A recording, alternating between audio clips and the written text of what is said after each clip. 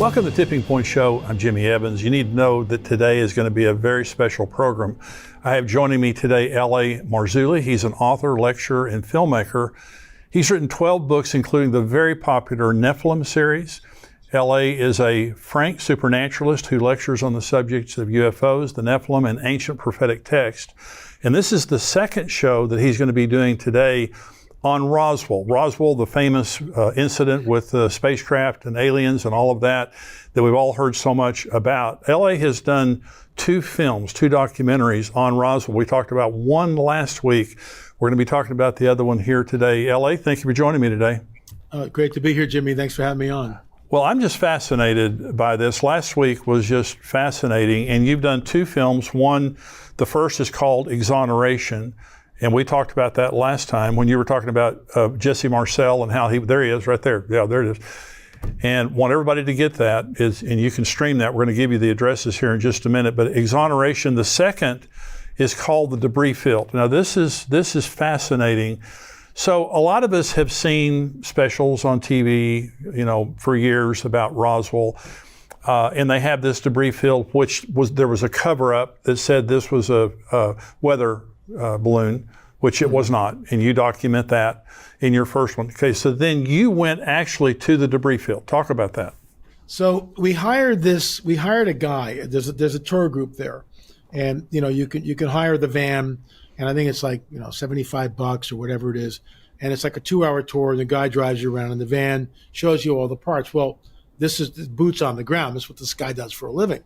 So we hired the entire van for the 2 hours. So we took all the seats. And we had Gil Zimmerman, my business partner. James Peterson was there. He's our sound guy. And then myself.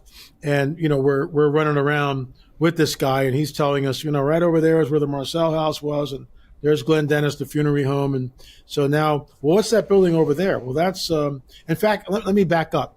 In the very beginning of that film, I am standing where the gate to the 509th bombing group used to be. And we show that, what it looked like in 1947. I'm standing there. It's just like, it's unbelievable. You can see by my face, it's like, whee! It's incredible. So I'm standing there, and that's the intro to the film. And then we show, different clips. So that was sort of our starting point. And then we went to the place that used to be the hospital where the bodies were taken. There's nothing there. It's all raised. It's just a dirt field. Okay. But we were there, and I talk a little bit there. Yeah. Then we go by Hangar 84. And Hangar 84 is where the wreckage and the bodies were kept. And they were flown from there to Wright-Patterson Field. How do we know that? Multiple witnesses that come on the record over the decades. Most of them deathbed confessions, most of them. And the reason for this is people are so burdened with the fact that they're keeping something that they can't tell another soul, and they know they're going to die, and they just spill the beans. Who cares? Yeah. I'm dying anyway. I don't care if you kill me. I'm going to die in 3 weeks or a month, whatever. So they spill the beans. And I've learned over the years, Jimmy, that unless you press, and I've been doing this for a while, and decades actually, and unless you press the initiative, unless you go for it, you got to grab the gusto. You got to grab the gusto. So we pray for the Lord's favor, and it is the Lord's favor. He's opening doors for us. There's no doubt. So when we're at Hangar 84, and it's exactly the way it was in 47. Now they've done upgrades and blah, blah, blah, right. But the hangar is still there. The exact hangar that was there in 1947. Wow. Chain link fence goes around it. You can't go in there. So we're filming on the other side of the chain link fence, and I see this guy smoking a cigarette on the other side in Hangar 84, on the outside of Hangar 84, on the other side of the chain link fence, smoking a cigarette. So I go running up to him and go, "Hey man, look, we're from a small film company. We're from California. Is there any chance we can get in and film inside Hangar 84? So he says, "Yeah, come around to the front." So I'm like running like this, to the front of the building. Gil's got the camera's jiggling. Everybody's running to the front. Next shot, we're inside. We've just met Bull, who is the commander-in-chief of the base at that thing. He's like the overseer of it, the manager of it. And you can see that I'm in the foyer. There's gates, there's doors that are there. I'm on the phone with Bull, and I go like this. to the camera, and he's coming down. So he comes down 20 minutes later. We speak with him. Next thing you know, we're inside. We're not in the foyer with the locked, magnetic door. We're in the corridor. We show that, and we make a right turn, and we're in the conference room. Bull's sitting at the head of a table, and he's holding court. I'm asking him questions. All that's in the film. And then I go, hey, Wow. Can we take a look inside the hangar? He goes, sure, come on. It's like, so we walk in the hangar 84, and I'm like this. I'm just like, I'm like a kid in a candy store, because I've seen Hangar 84 since I was a kid in other documentaries. Here we are, and there's a huge plane in there. They're dismantling it and they're doing all this stuff. And I mean, I'm just sitting there just dumbfounded. We're in Hangar 84, and this is where the wreckage was taken. How do we know? Walter G. Haught, in a deathbed affidavit, an affidavit that he did legally, with people present, witnesses present, that wasn't going to be opened up until the time of his death. After that, it became public. You can go on the internet and just type in Walter Haught, Haut, deathbed affidavit. It will come right up. You can read it for yourself. Haught is in Hangar 84. The wreckage is there. The disc is there. The bodies are under a tarp. Bo, who's the manager of the commander of Hangar 84, took us into the back room. In the back room, he said, well, there's legend and lore that this is where the autopsies may have been performed. It's a very small room. It's possible, but we don't know. Then we've got Colonel Hill. When we talked about this last time, Colonel Hill was OSS, forerunner of the CIA. His deathbed confession stated that in 1947, he was flown to Roswell, New Mexico. He was an interrogator to try to communicate with the one entity that was still alive. He could not communicate with it. Then we've got nurses that disappeared. We've got Glenn Dennis with the small coffins. I mean, the list just goes on and on and on. Jesse Marcel Sr., who we talked about, never saw the bodies, but other people did. Walter G. Haught stated in a deathbed affidavit that he saw the bodies. Colonel Hill, deathbed confession, stated on the record to Jim and Carolyn Rankin, who were sort of end-of-life caregivers for Colonel Hill. And he got to know them. Carolyn would go in and speak with him like every day. That's what she did. And then sell off his possessions and give the money to wherever, he wanted to bequeath it to. So what's interesting about this is that, Colonel Hill, a month before he passed away, spilled the beans to Carolyn and said, yeah, I was flown there. I tried to communicate with the entity. It had 6 fingers, unlike we do, not 5. It had 6 fingers. And it's a deathbed confession from Colonel Hill. So he's flown, he's seen it. Then we have, again, on the record, a woman that was her husband was in the hospital. A woman comes in and she's elderly. I was stationed at Roswell. I got right there. I was there right after the incident. The other nurses were shipped off to a convent. I mean, the story, the cover up just goes like this. But they can't keep the lid on it forever, because witnesses in deathbed confessions come up and they tell the story. So we know that the wreckage was stored in Hangar 84. We know that an airplane pilot who also came on the record, deathbed confession, flew the material to Wright-Patterson Field.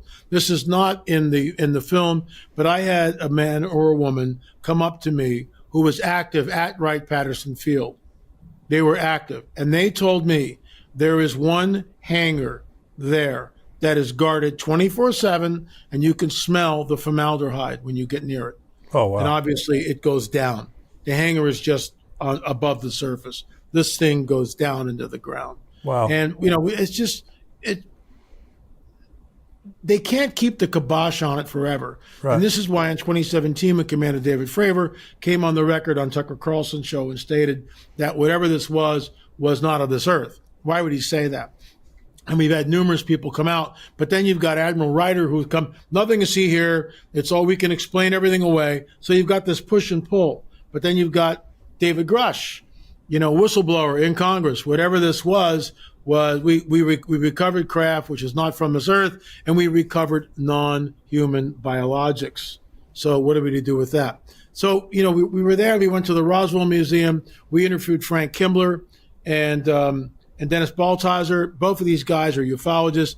It was great to interview Dennis Baltazar, because I've seen his interviews, and he's done he lectures at the Roswell Museum, I think, once a month. So you can check him out there. But he's also in our film, and he talks about just all the nonsense and the cover story, the weather balloon story, which is just total nonsense at this point. So Frank Kimbler has gone out to that field numerous times, to the debris field. He knows where it is. He's gone out there. He spent a lot of time with a metal detector. So just so you know, the powers that be have taken nails like this and spiked the field. They've gone in and put these into the field, in the debris field number 1. This is actually from a debris field. Wow. Just to throw off your metal detector. Just to throw off your metal detector. Yeah. And so they spiked the field. But they didn't do all the field. And Frank Kimbler knows where to go. So Gil Zimmerman, my business partner, and the co-producer, co-director of the films that we've been working on, and Jim Peterson, he's a real prayer warrior and our sound man. We're in the debris field. And before I tell you what happened, to get to the debris field, we drive about 45 minutes to an hour outside of Roswell. It's a 4-lane modern freeway. But back in 47, it's a 2-lane road. Right. Okay, so it's a whole different deal. So we're driving on a 4-lane freeway. We show this in the film, and we make a left turn after about an hour. Now we're on a 2-lane country road.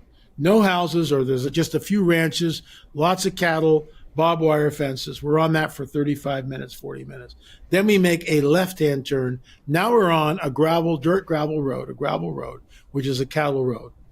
Free-range cattle to the left, to the right. Sometimes we have to stop the cars because the cattle were crossing the road, and we're on that for 30 minutes. Then Frank Kimbler, our guide, and he's been out to the field numerous times. He opens up a cattle gate and we go out. And now we're 4-wheeling. And we're in this very rocky terrain. And if you don't know where the debris field is, you'll never find it. Yeah. Never find it. It is in the middle of nowhere. And Jesse Marcel Sr., we showed this clip. He said, unless you had a guide, I never would have found it. And that's exactly it. Because everything looks exactly the same there. Unless you know where you're going, you'll never get there. Finally, we are on top of this high place, and we stop the vehicles, and Frank goes, there it is. It's off to our right, and we walk down to it, and then we're standing in the debris field. We filmed in the debris field. We flew the drone in the debris field. During a month before, I was reading Psalm 121. The Lord has me memorize certain scripture. I look to the mountains, where does my help come from? My help comes from you, maker of heaven and earth. He will not let you fall. Your guardian will not rest or fall asleep. Indeed, the guardian of L.A. Marzulli will not rest or fall asleep. The Lord is my guardian. The Lord is a shade over my right hand. The sun will not beat down upon me by day, or the moon by night. The Lord guards my life. The Lord guards me from every evil. The Lord guards me as I come and as I go. So I'm playing that in my head, right? Not realizing what I'm actually proclaiming, what I'm saying. Yeah. Get to the debris field. It's July. It's hot. It's 95 degrees. Wow. It's supposed to be, a real scorcher, as they say in the Northeast, in Boston. It's a real scorcher here. So we're in the debris field, and we show this in the film. Gil flies the drone.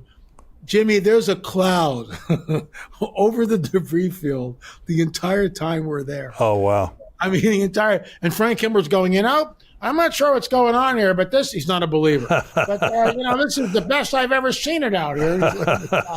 It's just like, and we're cracking up. So we're all praying together. Lord, I kind of did a cleanse the land thing. I just said, Father, what happened here? This land is unclean. We rededicate it to you. What happened here was not a good thing. And we just rededicate it to you. Send your angels, do whatever you want to do, cleanse the land, and give us favor. We're done the prayer. We're still by the truck in a prayer huddle, Gil and Jim and myself. And all of a sudden, Frank Kimbler goes, hey, guys, I got a hit, like this. And we go running over, cameras jiggling, like, typical thing. We get over there, and sure enough, beep, beep, with the metal detector. Beep, beep, beep. He's got a little garden spade. He starts digging down, beep, digs down again, beep, digs down. He's down about 6 inches, all right? The ground's really hard. He's down about 6 to 8 inches. So now we've got a pile of dirt, and that's where the object is. And so he starts sifting it. He takes some of the dirt in his hand. Here's the metal detector. Doesn't go off. Puts the dirt here. Takes another pile of dirt. Goes like this. Beep. It goes off. Now he takes it and he sifts it. Puts part of it in his hand. Goes to the metal detector. It's not there. Last handful, he goes like this, and he takes some of the dirt and he finds this in a debris field. Wow.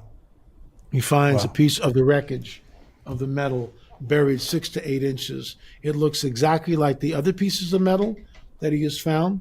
It is folded in on itself. It shows, according to the metallurgist who examined it and tested it, and we'll get into that in just a second, it shows properties that are not normal. It's undergone some sort of a very traumatic event. Right. The edges are scorched, are burned. The metal, something very traumatic has happened to the metal. We show this in the film when the UFO comes down like this and hits. It goes up, and then when it hits the second time, it explodes, and shards of metal go flying out like a bullet out of a .22.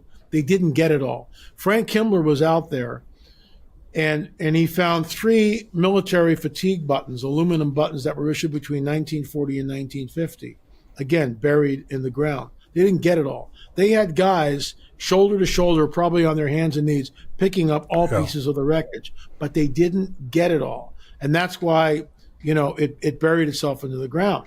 So before I get to the punchline, I'm giving away the farm here, but I would encourage you to watch the films because both films are about 2.5 hours. For the price of a Starbucks cup of coffee, $4.99, you can rent both of them. Streaming.lamarzulli.net. So we're out there filming. We're interviewing Chuck Zukowski, Mr. Cattle Mutilation himself. He's in number 6 on cattle mutilations.